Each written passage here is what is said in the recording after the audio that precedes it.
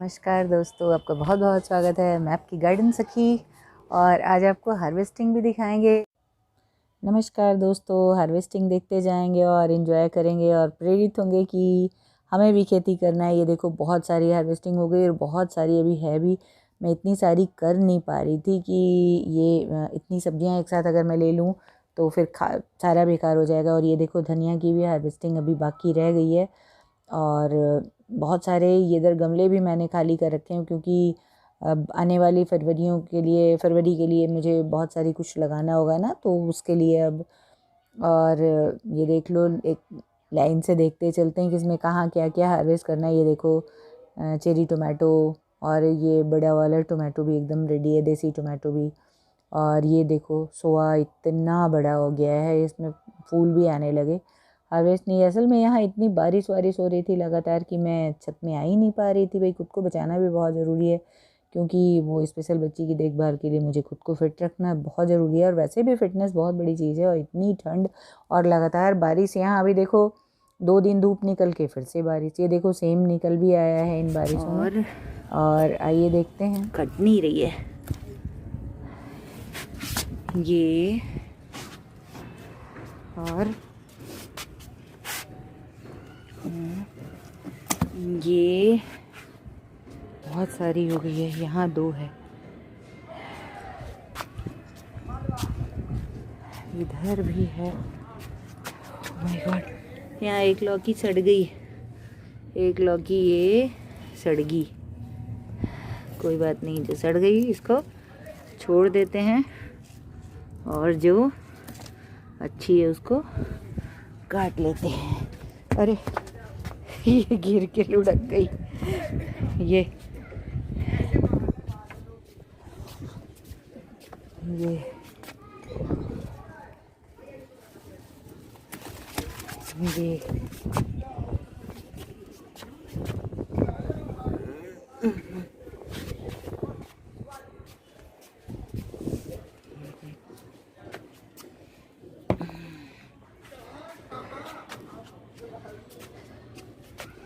ये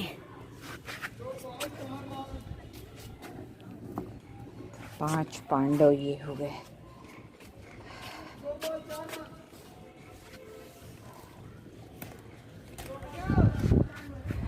ये हो गया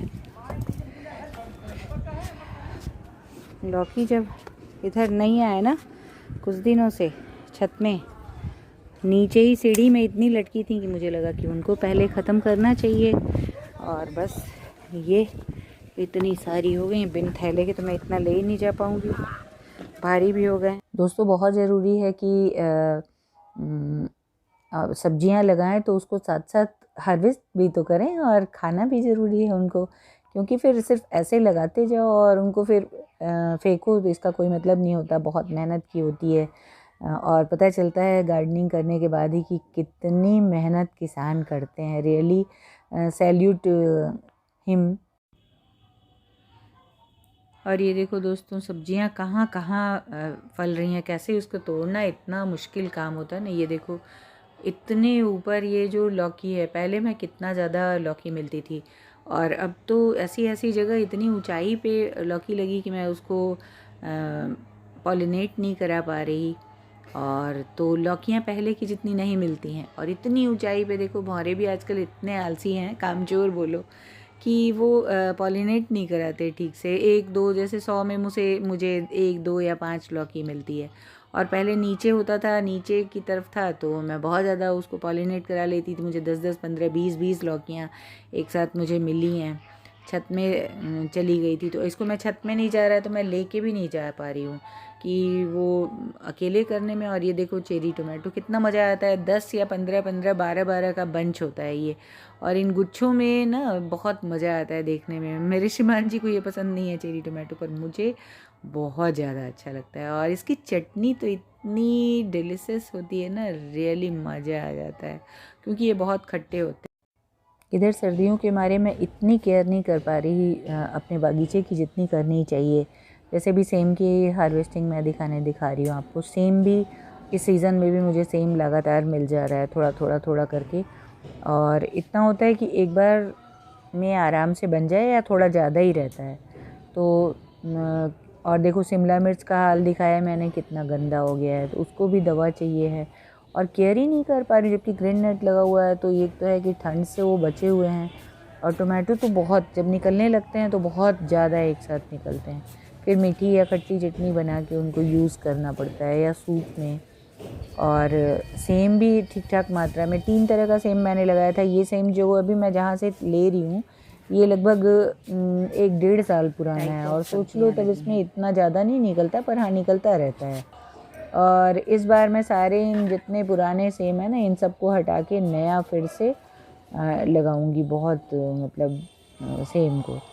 और ये देखो पालक भी बहुत ज़्यादा लगा दिया है मैंने। अभी तो ग्राउंड फ्लोर पे भी नीचे बड़े से ग्रो बैग में मैंने लगाया है, हालांकि वो छोटे हैं क्योंकि वहाँ धूप अभी नहीं पहुँच रही है और बारिश लगातार होने से उसकी ग्रोथ भी अच्छी नहीं हो पा रही है।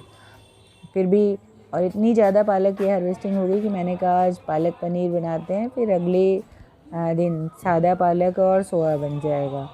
तो ये बहुत ज़्यादा फ्रेश और इतनी फ्रेश होती है, इतनी मेहनत की कि एक भी पत्ता अगर बर्बाद होता है ना तो सच बोलता हूँ जान निकल जाती है। और मुझे लगता है कि कितनी मेहनत किसान करते हैं, तो रियली बार बार उनको सैल्यूट करते हैं हम कि वो इतनी मेहनत करते हैं और हमें अच्छा खाने को मिलता है उनकी बदौलत।